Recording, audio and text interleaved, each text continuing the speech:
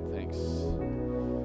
Man, I love the picture in that song that you get. God is chasing you down. You know, a lot of people think that God is chasing them down with a big stick. He's coming after you to get you for all the things that you've done wrong. But you know, He is chasing you. But He's chasing you with His love. He's chasing you with His mercy. He's trying to catch you just so He can pour out His love. You know, that's what the gospel's all about. He came from heaven to earth to chase us down. Came to find us. Even in the Garden of Eden with Adam and Eve, after they've sinned and turned away from God, He comes and He's like, where are you? He comes looking for them. He comes looking for us. Once again, not to get you, to love you.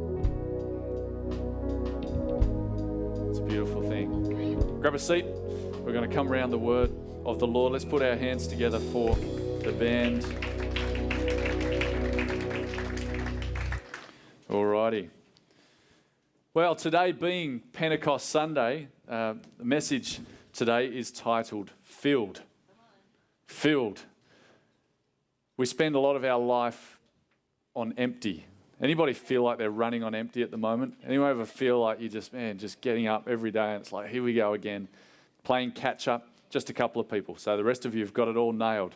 You're all filled, ready to go. So I'm preaching to the choir this morning. But for those of us who feel from time to time that we're running on empty, I want to tell us this morning, we're going to look at the scriptures and see that we're not designed to be empty.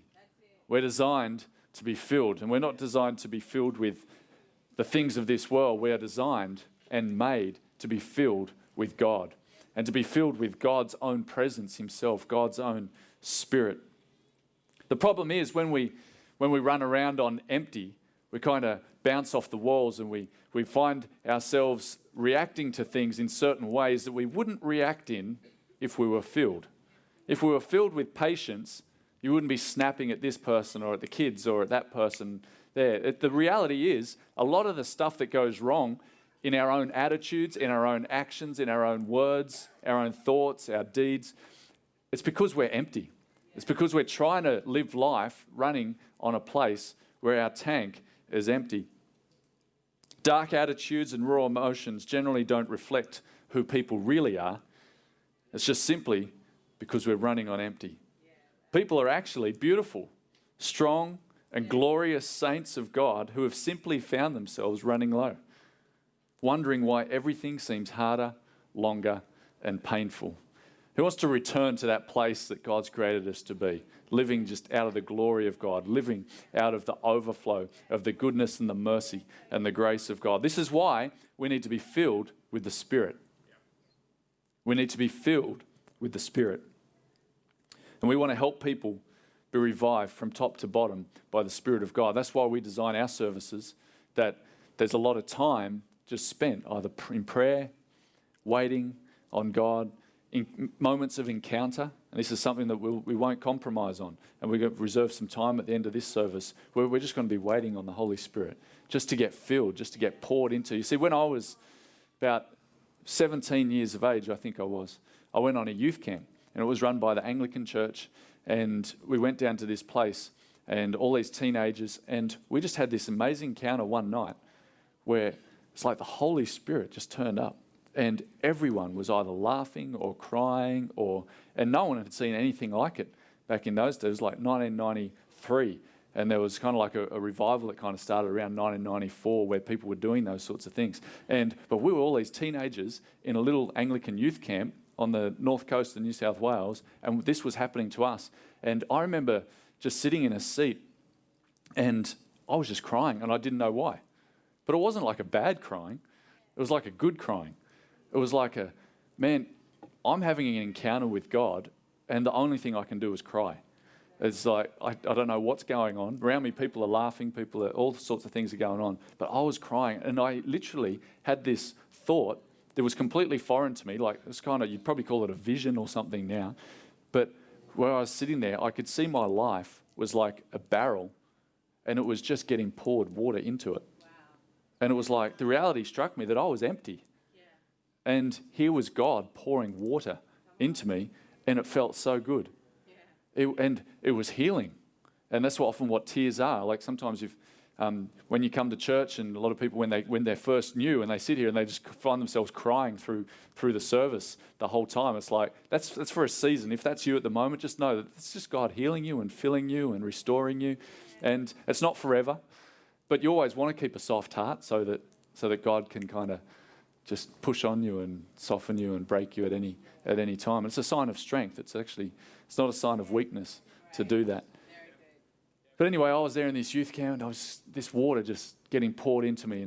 And from that moment, I've always had this sense of, you know what, the Spirit of God is here to be poured out upon us and to fill us. And we're meant to stay filled with the Holy Spirit. In fact, 1 Corinthians 12, verse 13 says this.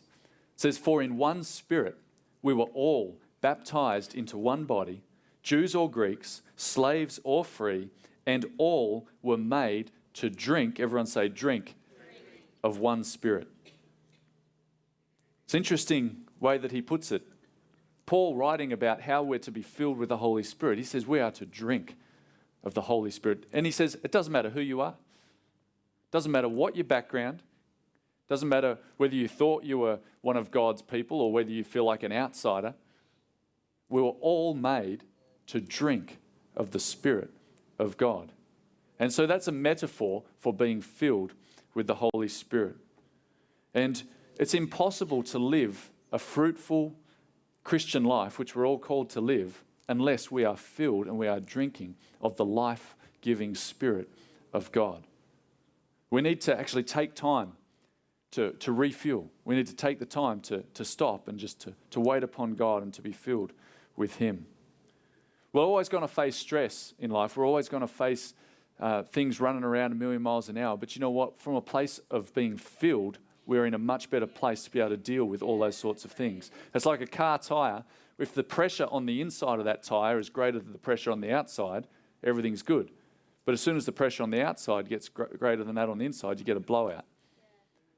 And that's how we need to live. Our spirit stays full of God. Our spirit, the pressure on our spirit in terms of just being filled with the life of God, and all these things that were just bumps that we just go over, don't do any damage to us. And so we want to learn how to be filled with the Holy Spirit. And this is the key to the Christian life, is being filled. And on the day of Pentecost, that was the day where instead of the Holy Spirit just visiting certain people at certain times and putting His power upon them to do some sort of miracle, on that day, God had always planned that was the day that the Holy Spirit would come and actually fill us on the inside. Instead of the laws and the rules that were written on stone, all of a sudden, we got the Holy Spirit on the inside going, yeah, maybe you shouldn't do that. It's not rule number 1734, you shouldn't do that. You know, because people always try and find a way through. It's like, it's not listed in the 10 Commandments, so it must be all right. It's like, no, all of a sudden we've got the Holy Spirit on the inside of us, so there's a witness going, the yes or the no. Like, yeah, nah, don't do that. It's like an Aussie. Yeah, nah. Yeah, nah. You ever had that on the inside? You go to do something. Yeah, nah. Or the opposite. There's nah, yeah. Nah, yeah. It's the Holy Spirit on the inside, just leading us, guiding us, the witness that we have. So it's crucial that we're equal to what we are called to carry. And we need to be filled with the Holy Spirit. We need to drink of one Spirit. And so if I could have my assistants please come and bring the props onto the stage. I'm going to demonstrate drinking of the Holy Spirit here this morning. And just so you know that this is all safe. Here we go. Thank you very much. Big round of applause for Joey and Rihanna. All right, so this is the vessel. This is you and I.